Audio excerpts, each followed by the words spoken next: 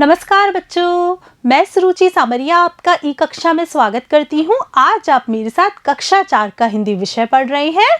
बच्चों आओ सीखे भाग 3 आपकी पाठ्य पुस्तक का नाम है। आज आप मेरे साथ हिंदी विषय में पाठ 15 पढ़ रहे हैं जिसका नाम है कुरज़री बिनती। बच्चों यह एक कहानी है। यह राजस्थान की एक प्रसिद्ध लोक कथा है। इस लोक कथा को लिखने वाले कहानीकार है विजयदान देथा। बच्चों ये जो कहानी है वह कुरज पक्षी पर आधारित है। कुरज पक्षी इसमें विनती कर रहे हैं। आपको उनकी विनती सुननी है, देखनी है कि क्या विनती कर रहे हैं वो। बच्चों आप जानते हैं कुरज पक्षी कौन होता है, किसे कहते हैं कुरज पक्षी? बच्चों ये जो कुरज पक्षी है वह इस तरह का होता है जिसे कि हम सारस भी कहते हैं। ये साइबेरियन क्रेन के नाम से भी जाना जाता है। बच्चों यह हमारे देश साइबेरिया से उड़कर आते हैं, यहाँ अपने अंडे देते हैं और अंडे देने के बाद जब उनमें बच्चे निकल जाते हैं उसके बाद यह अपने देश में चले जाते हैं। राजस्थान में तो इस पक्षी का विशेष रूप से महत्व है। राजस्थान के लोकगीतों लोक कथाओं में हमें इस पक्षी का उल्लेख मिलता है। तो आइए शुरू करते हैं हमारी कहानी कुरज़री बिनती। देखते हैं कुरज क्या विनती करती है, किससे विनती करती है। आइए देखिए। समंदर के किनारे एक ऊंचा पर्वत था। उस पर्वत की तलहटी में सुथड़ी थोड़ देखकर एक कुरज ब्याई। बच्चों सुथड़ी थोड़ का अर्थ होता है साफ जगह।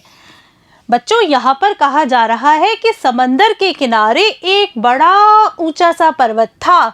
उस पर पर्वत की तलहटी में एक साफ सुथरी जगह देखकर एक कुरज पक्षी ने अंडे दिए। कुरज पक्षी ब्याई। फिर देखते हैं आगे क्या होता है।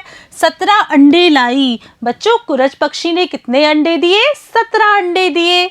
उन अंडों को कुरज ने 17 दिन तक सेया। बच्चों जब कुरज पक्षी ने अंडे दिए तो वह 17 दिन तक लगातार उन अंडों पर बैठी रही। बच्चों ये जो सेया है वह सेना शब्द से बना है। सेना का अर्थ होता है पक्षी द्वारा अंडों पर बैठना। जब पक्षी अपने अंडे देते हैं और उन अंडों पर बच्चे निकलने तक बैठे रहते हैं उन्हें हम सेना कहते हैं। उस कुरज ने 17 दिन तक एक दाना भी चुग्गा नहीं लिया। सेते सेते उन 17 अंडों से 17 बच्चे निकले। बच्चों 17 दिन तक उस कुरज ने एक भी दाना नहीं खाया। जब वह 17 दिन तक उन अंडों पर बैठी रही तो 17वें दिन उन अंडों से बच्चे निकले। कितने बच्चे निकले? 17 बच्चे निकले। देखते हैं आगे। तब वह अपने बच्चों के लिए चुग्गे की खोज में उड़ी। उड़ते उड़ते उसे एक तोते की पाँख जैसा हरा भरा ज्वार का खेत नजर आया। बच्चों यहाँ पर देखिए एक शब्द है तोते की पाँख। तोते की पाँख यानी कि तोते का पंख कैसा होता है? हरे रंग का होता है। जब वह अपने बच्चों के लिए दाने की व्यवस्था करने जा रही थी तब उसने उड़ते उड़ते हरे रंग का एक ज्वार का खेत देखा। वह रोजाना उस खेत से अपने बच्चों के लिए चुग्गा ले जाने लगी। आगे देखिए। खेत का मालिक लोभी था। लोभी मतलब लालची था। उसने सोचा कि यह कुरज तो हमेशा बिगाड़ करती है, इसे पकड़ना चाहिए। एक दिन उसने ज्वार के पौधे पर गुड़ की पात का लेप कर दिया। गुड़ की पात कहते हैं गुड़ की चाशनी। बच्चों ये जो किसान था ना ये बहुत लोभी था। उसने सोचा कि ये कुरज तो रोजाना आती है, मेरे खेत में से बहुत सारा दाना ले जाती है, ऐसे तो ये मेरे खेत का बहुत नुकसान कर देगी। तो उसने क्या किया, कुरज को पकड़ने के लिए जो ज्वार के पेड़ थे उन सभी पेड़ों पर गुड़ की चाशनी लगा दी। फिर देखिए कुरज चुग्गे के लिए खेत में उतरी तो चिपक गई। बच्चों गुड़ की चाशनी कैसी होती है? गुड़ की चाशनी चिपचिपी होती है। कुरज को तो पता ही नहीं था कि खेत के पेड़ हैं उनमें चाशनी लगी हुई है। जैसे ही वह चुग्गा लेने के लिए उतरी तो उसके पंख उस पर चिपक गए। कुरज उड़ने के लिए छटपटाने लगी तो किसान ने आकर उसे पकड़ लिया, उसे खेजड़ी पर बांध दिया। जब किसान ने देखा कि अब कुरज पक्षी है वह उड़ नहीं पा रही है, उड़ने के लिए छटपटा रही है। तो किसान आया और उसने तुरंत जो कुरज पक्षी था उसको खेजड़ी के पेड़ से बांध दिया। फिर देखिए, कुछ समय बाद भेड़ चराने वाला गडरिया उधर से निकला। बच्चों, जो भेड़ चराते हैं उन्हें हम क्या कहते हैं? गडरिया कहते हैं। फड़फड़ाहट करती हुई कुरज ने करुण स्वर में गडरिये से विनती की। बच्चों, जब उस कुरज ने देखा कि एक जो गडरिया है वह इधर चला आ रहा है, तो उसने करुण स्वर में गडरिये से विनती की। क्या विनती की? देखो, रेवड़ रा एवड़िया रे बीर टमरकटू, बांधी कुरज छुड़ाई मरबीर टमरकटू, समंदा रे काठे ब्याई महरबीर टमरकटू, भाकर खुड़के ब्याई मरबीर टमरकटू, सतरे बिचिया ल्याई मरबीर टमरकटू, आंधी में उड़ जाई मरबीर टमरकटू, लुआ में बढ़ जाए मरबीर टमरकटू, मेहा में गड़ जाए मरबीर टमरकटू, भूखा ई मर जाए मरबीर टमरकटू। बच्चों, ये किसने कहे? ये सारे के सारे शब्द कुरज पक्षी ने कहे। अब हम इनका अर्थ देखते हैं। रेवड़ रा एवड़िया रे बीर। रेवड़ हम किसे कहते हैं? जो भेड़ों के समूह होते हैं, झुंड होते हैं, उन्हें हम रेवड़ कहते हैं। रेवड़ को ले जाने वाले बीर, बीर कहते हैं भाई को। रेवड़ चराने वाले, रेवड़ ले जाने वाले बीर, बांधी कुरज छुड़ाई मरबीर, कि ये जो बंधी हुई कुरज है उसे आप छुड़ा दो। समंदा रे काठे ब्याई मरबीर, कि हे मेरे बीर, हे मेरे भाई, मैं समुंदर के कांठे यानी समुंदर के किनारे ब्याई हूँ। भाकर खुड़के ब्याई मरबीर, समुंदर के किनारे जो पर्वत है उसकी तहलटी में मैं ब्याई हूँ। सतरे बिचिया ल्याई मरबीर, कि हे बीर, मेरे 17 बच्चे हुए हैं। आंधी में उड़ जाए मरबीर, अगर मैं नहीं पहुंची तो वे आंधी में उड़ जाएंगे।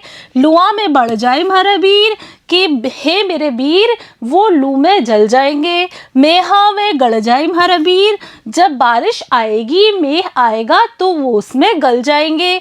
भूखा ई मर जाए मरबीर, और अगर मैं नहीं पहुंची तो वो भूखे ही मर जाएंगे।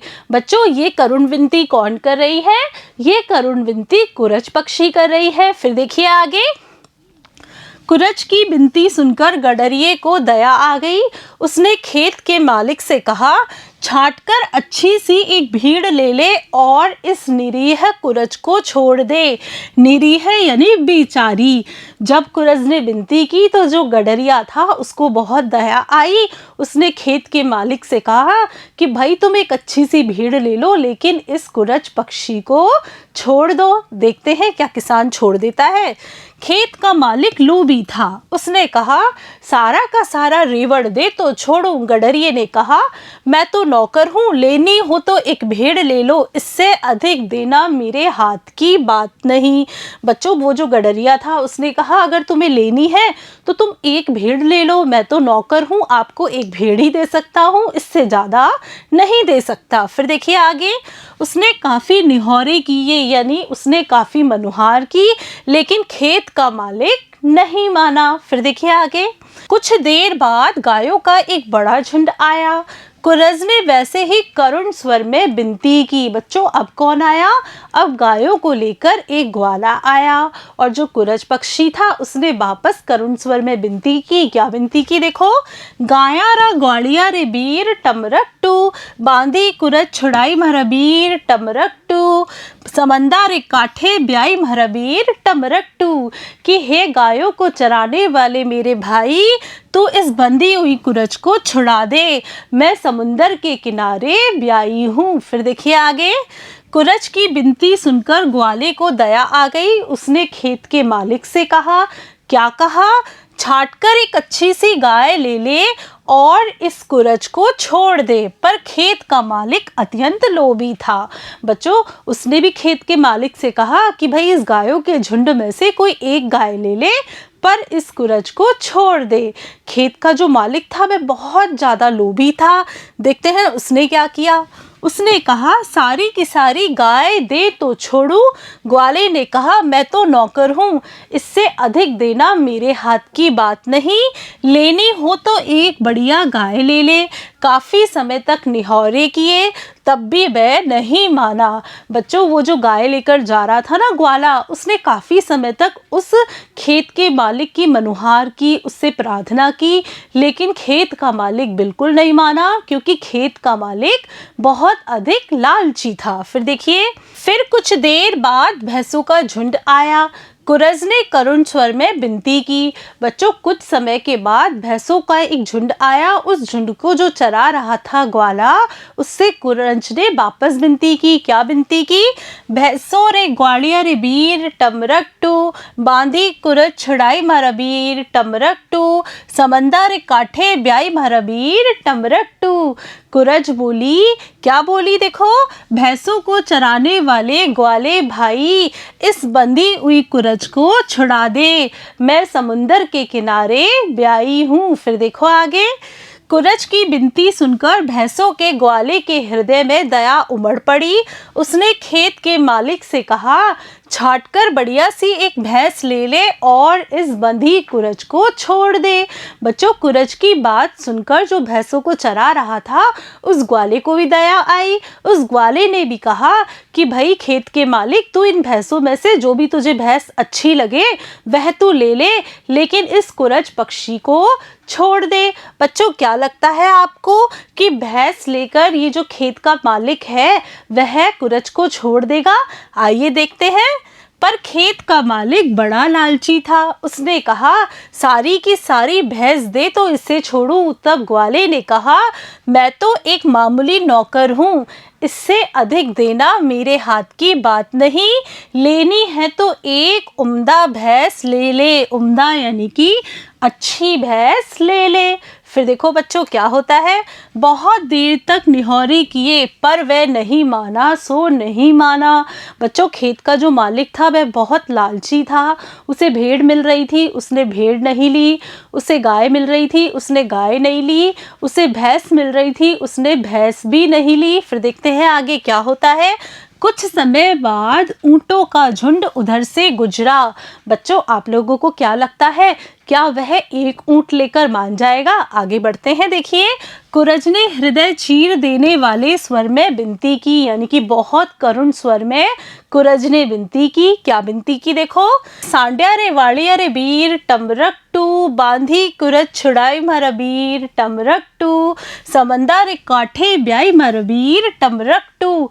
हे ऊँटों को ले जाने वाले रेवाड़ी, मेरे भाई, बंधी हुई कुरज को छुड़ा दे, मैं समुंदर के किनारे ब्याई हूँ। कुरज की यह विनती सुनकर गडरिये को काफ़ी दया आ गई।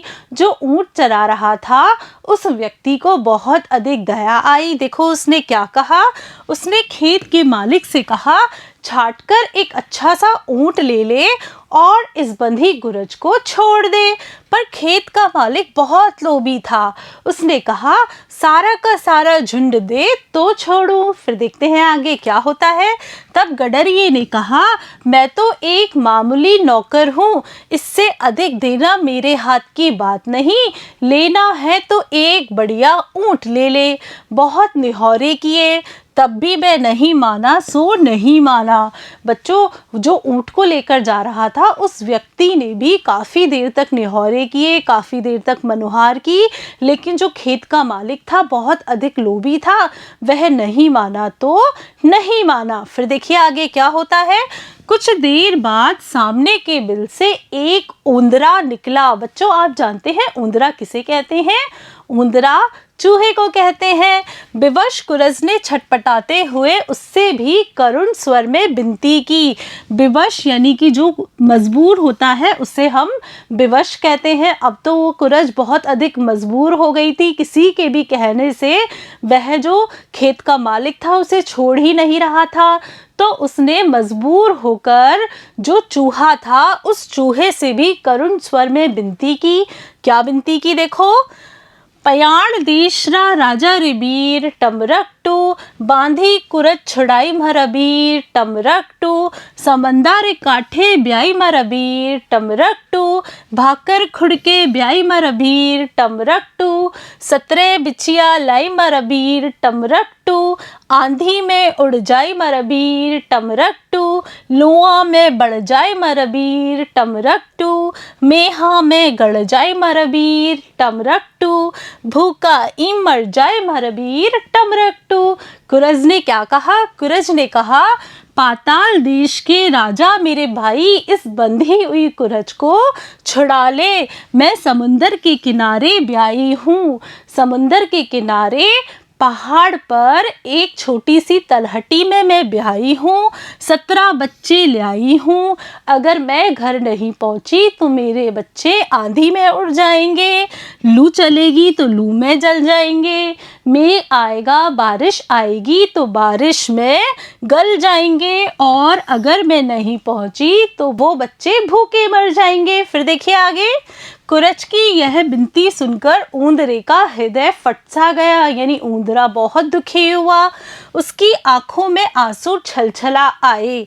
खेत के मालिक पर उसे बहुत क्रोध आया, फिर भी उसने संयत स्वर में कहा। जब उसे पता चला तो उसे खेत के मालिक पर बहुत अधिक गुस्सा आया, लेकिन फिर भी उसने बहुत धीरज भरे स्वर में कहा। क्या कहा देखो, यदि तू इस कुरज को छोड़ दे तो मैं तुझे सोने की एक माला दूंगा, पूरे 108 मनकों की। सोने के दमकते पीले रंग से खेत के मालिक की आंखें चौंधिया सी गई। फिर चूहा क्या बोला बच्चों? वो जो ऊंदरा था वह बोला कि अगर तू इस बंधी हुई कुरज को छोड़ देगा तो मैं तुझे सोने की एक माला दूंगा। और उस माला में कितने मोती हैं?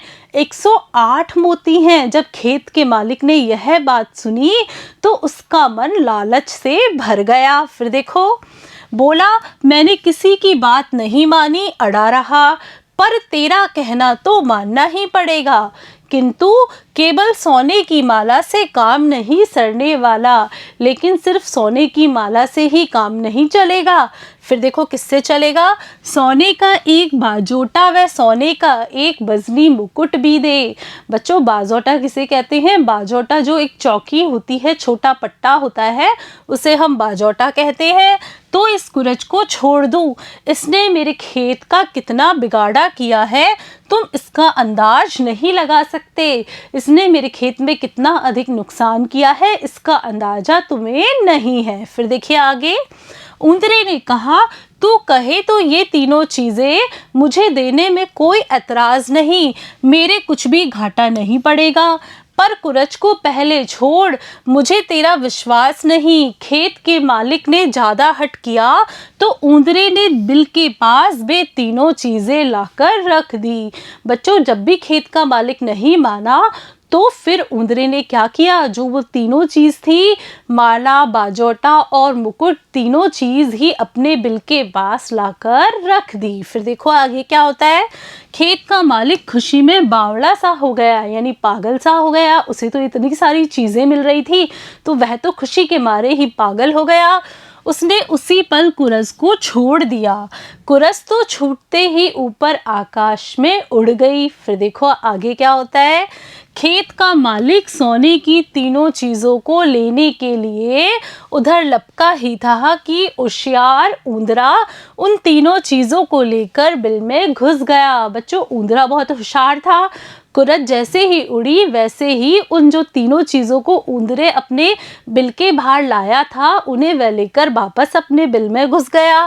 पैरों से बिल के बाहर धूल उछालते हुए कहने लगा, सोने के बदले धूल ले, सोने के बदले धूल ले। फिर देखो बच्चों आगे क्या होता है। खेत का मालिक मुंह उतारकर आकाश में उड़ती हुई कुरज को एकटक देखता रहा, यानी कि लगातार देखता रहा। अब क्या उपाय हो सकता था? कुरज तो आकाश में उड़कर अदृश्य हो गई, यानी गायब हो गई, और ऊंदरा पाताल में अदृश्य हो गया, यानी ऊंदरा अपने बिल के अंदर चला गया। बच्चों, आपने ये कहानी पढ़ी, आपको बहुत अच्छी लगी होगी। इस कहानी में आप लोगों ने देखा कि ये जो खेत का मालिक था कितना अधिक लालची था। उसको देखो भेड़ मिल रही थी, उसने एक भेड़ नहीं ली, गाय मिल रही थी, गाय भी नहीं ली, और जो थी भैंस थी वह मिल रही थी, वह भी नहीं ली। उसे ऊँट मिल रहा था, उसने ऊँट भी नहीं लिया। उसे सोने की माला चूहा देने जा रहा था, उसने वह भी नहीं लिया। उसने कहा मुझे इसके साथ एक सोने की चौकी भी दे और एक बजनी मुकुट भी दे। और अंत में उसे क्या मिला? अंत में उसे कुछ नहीं मिला। बच्चों, इस कहानी से हमें क्या शिक्षा मिलती है? इस कहानी से हमें शिक्षा मिलती है कि हमें कभी भी लालच नहीं करना चाहिए। बच्चों, यह कहानी आपको बहुत अच्छी लगी होगी। बच्चों, हम इस कहानी के अभ्यास प्रश्न अगले भाग में करेंगे। तब तक के लिए नमस्कार बच्चों।